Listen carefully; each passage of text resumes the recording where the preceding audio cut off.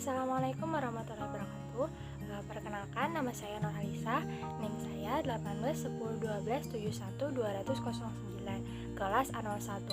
Jadi di sini saya akan memaparkan tentang hasil resum dan analisis jurnal internasional yang saya bedah. Nah, jadi penulis jurnal itu adalah Christine Vendo Evensen dan Irvin Roland Standel. Jadi judul jurnal yang saya bedah adalah I Guess That the Greatest Freedom, A Phenomenology of Species and Severe Multiple Disabilities. Tahun terbit jurnal itu adalah 2017. Setelah itu nama jurnalnya adalah Indo-Pacific Journal of Phenomenology. Halaman jurnalnya itu dari 1 sampai 11. Nomor jurnalnya itu 2079 7222. Volume jurnal volumenya tuh 17, edisi 2. Nama mahasiswa yang membedah itu saya sendiri. Setelah itu tanggal pembedahan jurnal itu adalah 30 April 2000. Nah, jadi selanjutnya kita akan memasuki bagian A, yaitu tentang temuan masalah pada jurnal. Jadi, temuan masalah pada jurnal yang saya bedah ini adalah tentang penyelidikan pengalaman hidup ruang pendidikan terpisah yang disesuaikan untuk siswa dengan cacat berat dan majemuk. Selanjutnya ada bagian B, yaitu hasil penelitian pada jurnal. Dari jurnal yang dibahas dapat ditemukan bahwa beberapa penelitian dan pengamatan yang dilakukan kepada Sarah, gadis atau anak yang berusia 12 tahun yang mengalami gangguan tubuh seperti epilepsi, skoliosis, dan tonus otot yang buruk membatasi apa yang ia lakukan, yang mengakibatkan ia harus menggunakan kursi roda untuk beraktivitas. Selanjutnya kita akan memasuki bagian C, yaitu kesimpulan jurnal. Nah, jadi dari jurnal tersebut dapat disimpulkan bahwa beberapa anak yang memiliki keterbatasan yang berat dan anak dengan hambatan majemuk masih bisa semangat menjalani aktivitas yang berkebalikan dengan apa yang mereka miliki, seperti Oliver yang ada anak yang ada di dalam jurnal tersebut yang sangat percaya diri, dan Sarah yang sangat pandai berenang meskipun dia memiliki keterhambatan terhadap tubuhnya. Selanjutnya akan dibahas tentang D, temuan teori yang berhubungan dengan anak dengan hambatan majemuk.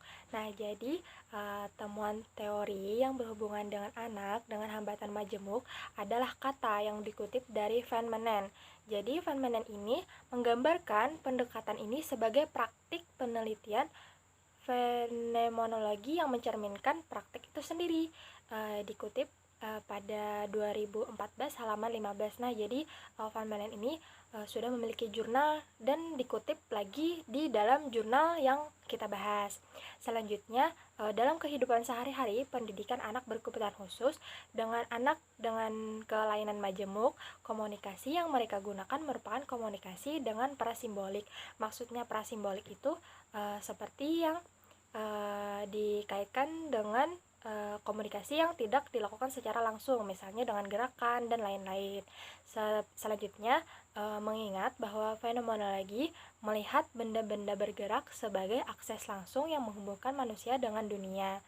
Filsafat dan metodologi fenomenologi menjadi cara untuk pengelompokan tingkat kecacatan daripada negara yang tidak memilikinya. Selanjutnya, masih di bagian D, dalam perspektif medis, kecacatan parah dan multiple diakui sebagai kondisi kompleks di mana gangguan kognitif dikombinasikan dengan gangguan motorik. Jadi, gangguan motorik itu seperti tangan, motorik kasar seperti berlari dan lain-lain, seperti motorik halus juga itu termasuk gangguan multiple. Selanjutnya ada sokatik dan yang berhubungan dengan kesehatan serta memungkinkannya kehilangan fungsi sensorik seperti penglihatan dan pendengaran. Selanjutnya, semua itu menghasilkan kondisi di mana salah satu gangguan memperburuk gangguan yang lain. Jadi gangguan multiple itu adalah di mana satu anak yang berkebutuhan khusus mengalami dua gangguan, misalnya autis dengan tunanetra. Selanjutnya, nah jadi penting untuk dicatat bahwa sementara ini dipergunakan dengan kata cacat, berat, dan multiple.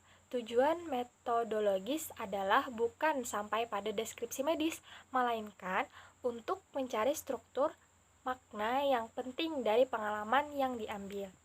Selanjutnya, ada sambungan dari teks yang tadi, namun seperti yang dilaporkan oleh Wonderberg dan Tosebro tahun 2011, 75% anak-anak dengan disabilitas parah masih dididik di kelas atau di sekolah terpisah di Norwegia. Kecenderungan yang diidentifikasi oleh Theus dan Tosebro 2005 menunjukkan bahwa presentasinya bahkan lebih besar daripada biaya pekerjaan di luar negeri. Tampaknya juga ada perubahan besar dalam peningkatan jumlah anak yang dipisahkan antara taman kanak-kanak dan sekolah dasar, dan dari sekolah dasar ke sekolah menengah. Itu dikutip dari jurnal Wonderbook dan Tosebro tahun 2011.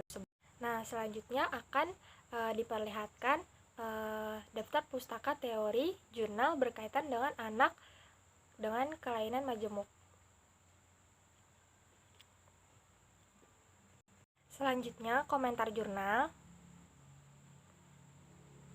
Selanjutnya, ada perolehan pengetahuan setelah membaca jurnal.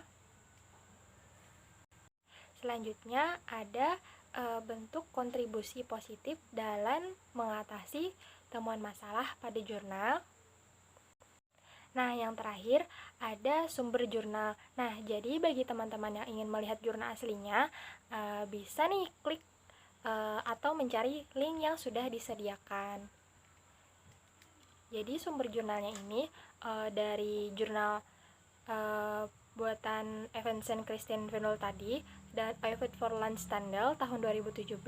Nama jurnalnya Indo-Pacific Journal of Phenomenology yang berjudul I Guess That The Greatest Freedom, A Phenomenology of Species and Severe Multiple Disability. Volumenya nih, volume 17, halaman 1-11 di link yang bisa dilihat teman-teman ya. Terima kasih.